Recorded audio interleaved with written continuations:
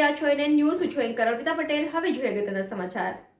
Navagadh highway bridge ઉપર આવેલી street લાઇટો છેલ્લા એક અઠવાડિયાથી બંધ હાલતમાં અનેક વખત રજૂઆતો કરવામાં આવી હોય છતાં પણ કોઈ રિપેરિંગ કામ કરવામાં આવતું નથી. ફોન કરીને કમ્પ્લેન કરવામાં આવે છે ત્યારે હાઈવે મેન્ટેનન્સ વિભાગ દ્વારા એવું કહેવાય છે કે હા કરાવી આપીશું. રાત ગઈ બાત ગઈ જેવી સ્થિતિ સર્જાય છે. કોઈ જવાબદારી લેવા તૈયાર નથી. ખરેખર કોની જવાબદારી છે એ કોઈને ખબર હોય એવું લાગતું નથી. રિપોર્ટર સલીમભાઈ રફી, NN ન્યૂઝ, જેતપુર. દર્શક મિત્રો, તમારી આસપાસ બની રહેલી અવનવી ઘટનાઓ વિશે જાણવા માટે NN ન્યૂઝને લાઇક કરો, શેર કરો, સબસ્ક્રાઇબ કરો અને બેલ આઇકન પ્રેસ કરો જેથી આપને નોટિફિકેશન્સ મળતી રહે.